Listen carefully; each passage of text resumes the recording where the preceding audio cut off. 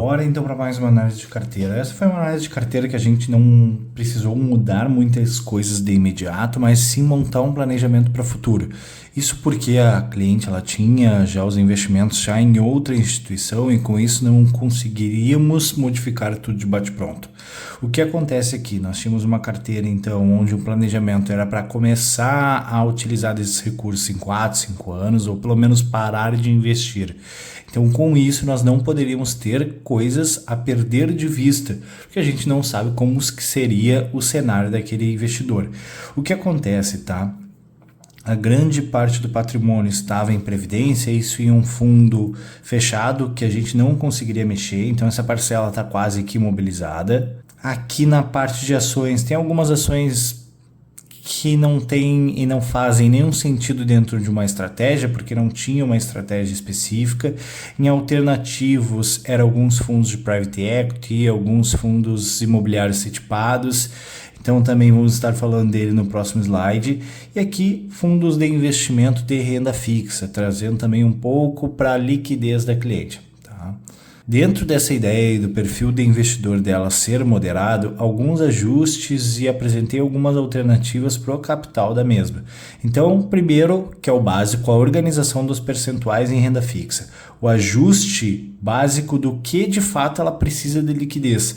E essa liquidez a gente ajustou dentro da renda fixa pós-fixada, ex-reserva de emergência. Então a reserva de emergência ela acaba entrando em um bloco diferente, sendo um capital além desse que nós temos aqui na parcela de renda fixa pós-fixada. O pré-fixado ainda pelo momento atual a gente mantém um percentual menor e a parte de renda fixa e inflação maior, principalmente pelo cenário atual, onde a gente tem títulos do Tesouro pagando IPCA mais 6, então é bem legal estar buscando essa composição, seja direto por títulos do Tesouro, seja por fundos de investimento, seja por ETFs, então tem várias alternativas dependendo do perfil do investidor. Sempre cito isso porque a parcela de inflação nós vamos ter oscilação na carteira, então é legal estar alinhando isso com o perfil do investidor. A parte de renda variável, uma organização de renda variável entre aquelas ações que ela tinha ou até mesmo fundos multimercados que passei algumas sugestões para a gente estar mantendo o perfil de investidor num perfil moderado e não depreciando o poder de risco-retorno da carteira dela. E a parte de previdência, tá? Com exceção daquele fundo que estava em uma entidade fechada que a gente não ia conseguir mexer, o restante, a minha sugestão foi que a gente começasse a aumentar os outros percentuais e deixasse somente a parcela de previdência em 20%. Então, uma organização disso faz com que a parcela de previdência seja utilizada para o que ela deve ser utilizada e o restante a gente consegue estar diversificando a carteira e melhorando o retorno potencial. A pergunta que me fizeram foi por que de uma carteira moderada para outra eu faço uma pizza aqui diferente, né? Isso é porque eu levo em consideração muito o que a pessoa está precisando. Se ela precisa e se ela tem um objetivo diferente, a gente não consegue estar montando uma carteira da mesma maneira.